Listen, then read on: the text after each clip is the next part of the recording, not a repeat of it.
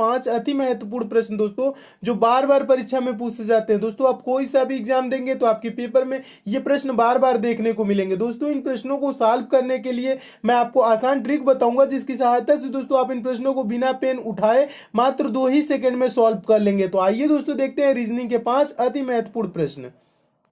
देखिए दोस्तों पहला क्वेश्चन है, मोस्ट इंपॉर्टेंट क्वेश्चन है। ये प्रश्न पेपर में बहुत बार पेपर में पूछा जा चुका है। दोस्तों इस प्रश्न को आप देखिए कैसे सॉल्व करेंगे।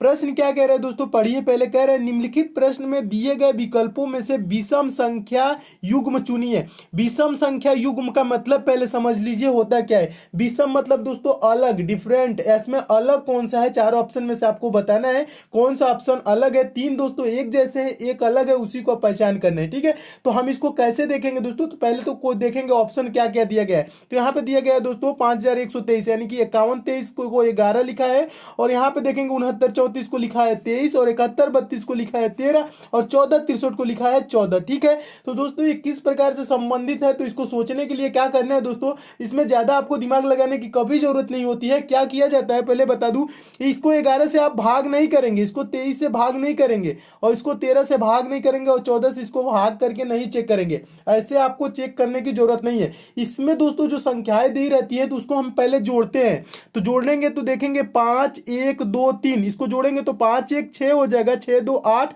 और 8 और 3 जोड़ देंगे तो कितना हो जाएगा। इन सभी संख्याओं को आपस में जोड़ेंगे तो क्या हो जाएगा, 11 हो जा रहा है। और आगे देखेंगे 9 6 क्या हो जाएगा 15, अब 15 3 क्या होता है 18, और 18 4 क्या होता है, 18 4 होता है 22, लेकिन यहां दिया क्या है 23। अब आगे देखेंगे क्या हो रहा है, आगे देखेंगे तो 7 1 8, 8 3 क्या होता है 11, 11 2 13। ठीक है, यहाँ पे दिया गया है 13। ठीक है, आगे देखिए 4 1 यानी कि 1 4 5, और 5 6 11, 11 3 14, यानी कि दोस्तों जोड़ने पे ये क्या हो रहे हैं, ए वाला भी आ रहा है, सी वाला भी आ रहा है, और डी वाला भी आ रहा है, और बी वाला दोस्तों आपका क्या आ रहा है 22 आ रहा है, लेकिन दिया क्या है 23 दिया है। तो इसमें अलग कौन सा हो जाएगा, ऑप्शन नंबर बी अलग हो जाएगा। एक बार और समझा देता हूं दोस्तों क्या किया है। अगर जो हम इन सभी संख्याओं को जोड़े तो क्या आ जा रहा है 11 आ जा रहा है, और ऑप्शन नंबर सी में जो दिया गया है इस सभी संख्याओं को जोड़े तो 13 आ जा रहा है। ऑप्शन नंबर डी में जो संख्याएं दी गई है इनको आपस में जोड़े तो 14 आ जा रहा है, और ऑप्शन नंबर जो बी में दोस्तों दिया गया है इन सभी संख्याओं को जोड़ने पे क्या आ रहा है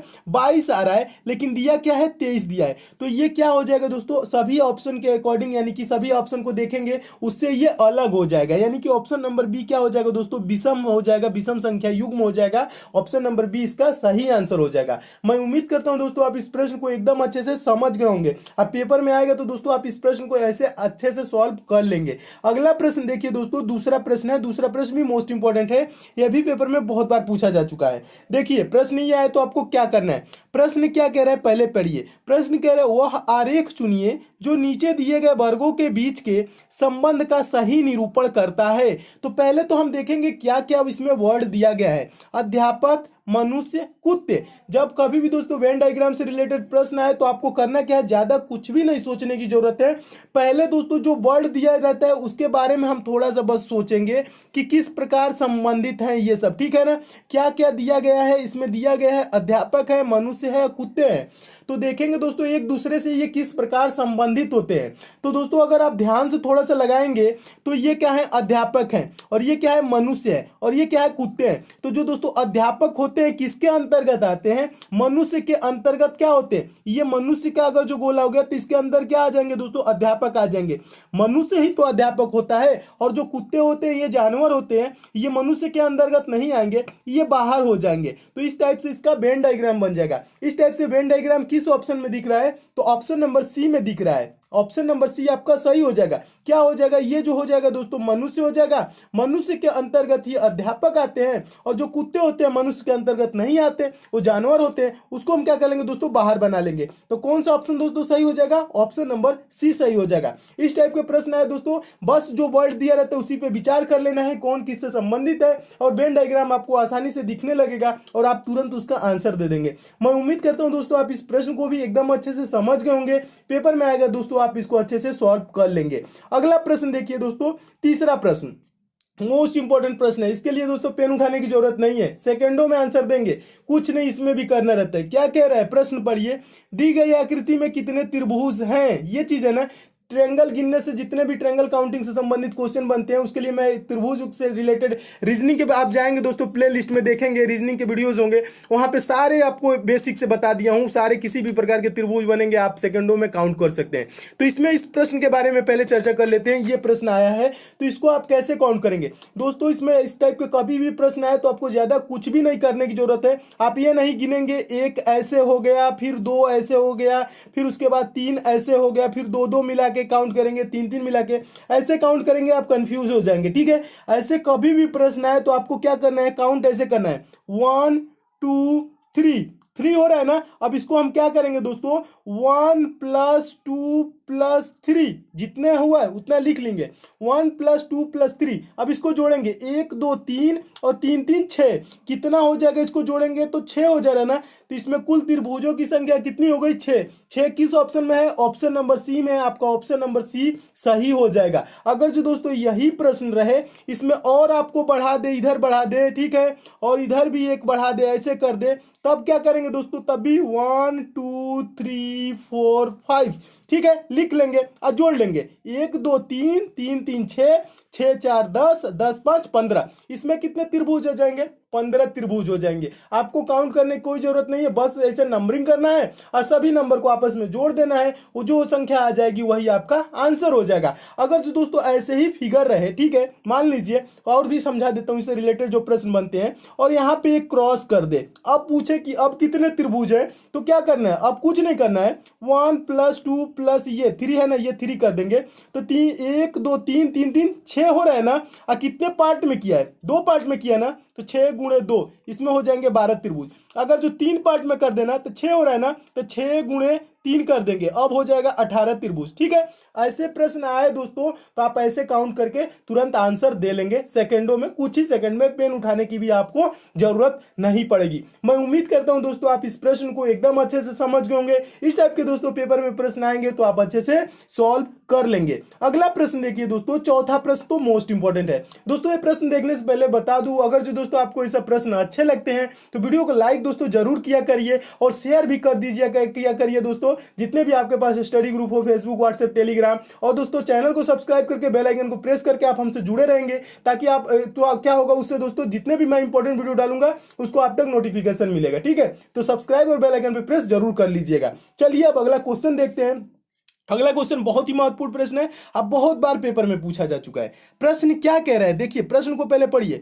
यदि मशीन MACHINE को 19 7 9 14 15 20 11 कोडित किया जाता है तो आप डेंजर को क्या कोडित करेंगे। ठीक है, तो दोस्तों इसको आप कभी भी इस टाइप का प्रश्न आए तो आपको ज्यादा दिमाग लगाने की कोई जरूरत नहीं है। इसको क्या करेंगे, आप देखेंगे दोस्तों, मशीन जो यम है दोस्तों कितने नंबर पे आता है, यम कितने नंबर पे आता है, 13 नंबर पे आता है। यम कितने नंबर पे आता है, 13 नंबर पे आता है ना, लेकिन ये 13 को लिखा क्या है दोस्तों, 19 लिखा है, यानी इसमें कितना अंक जोड़ दिया है, तो 6 जोड़ देंगे, 13 में 6 जोड़ेंगे तभी तो 19 होगा ना, 6 जोड़ दिया है दोस्तों। ए है, उसके बाद क्या है, ए दोस्तों यहां लिख देते हैं, ए कितने नंबर पे आता है, 1 नंबर पे, लेकिन इसको लिखा क्या है, 7 लिखा है। इसमें क्या किया दोस्तों, इसमें भी 6 जोड़ दिया है, यानी क्या कर रहा है, 6 जोड़ रहा है। सी दोस्तों कितने नंबर पे आता है, सी आता है 3 नंबर पे, और इसको लिखा क्या है, 9 लिखा है। इसमें भी क्या किया है, 6 जोड़ दिया है। आगे भी दोस्तों ऐसे ही देखेंगे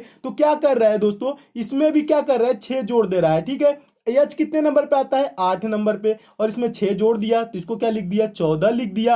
आई आपका 9 नंबर पे आता है, 6 जोड़ दिया, 15 लिख दिया। उसके बाद से आपका यन हो गया, 14 नंबर पे आता है, 6 जोड़ दिया, 20 हो गया। ई 5 पे आता है, 6 जोड़ दिया, 11 हो गया। यानी कि दोस्तों क्या कर रहा है, प्रत्येक संख्या में जो आपके दिए गए हैं, यानी कि अल्फाबेट जो भी दिया गया है, प्रत्येक में 6 संख्या जोड़ दे रहा है और आपका लिख दे रहा है उसका नंबरिंग करके। तो इसी प्रकार दोस्तों हम क्या करेंगे, देखिए इसको सेकंडों में सॉल्व करने के लिए मैं आपको बता रहा हूं क्या करना है। डी देखिए दोस्तों कितने नंबर पे आता है, आप बोलेंगे डी 4 नंबर पे आता है, तो इसको हम क्या लिखेंगे दोस्तों, 4 + 6 क्या हो जाएगा, 10 हो जाएगा। ठीक है, 10 हो जाएगा ना। अब देखिए किस ऑप्शन में आपको 10 दिख रहा है, अब आगे इधर सॉल्व करने की कोई जरूरत नहीं है। 10 किस ऑप्शन में दिख रहा है पहले, तो आप देखेंगे दोस्तों 10 पहले एक ही ऑप्शन में दिख रहा है और किसी ऑप्शन में नहीं दिख रहा है पहले, तो आपका यही आंसर हो जाएगा, यहीं पे आपका आंसर हो गया। आपको कोई पे आगे सॉल्व करने की जरूरत नहीं है। जब आपको आंसर दिख गया, 10 किसी और ऑप्शन में नीचे नहीं दिख रहा है, अगर जो आगे दिखता तो और आगे हम सॉल्व करते, लेकिन आगे आपको नहीं दिख रहा है, ये ऑप्शन नंबर ए में ही दिख रहा है, तो आपका ऑप्शन नंबर ए यहीं पे सही हो गया। ठीक है दोस्तों,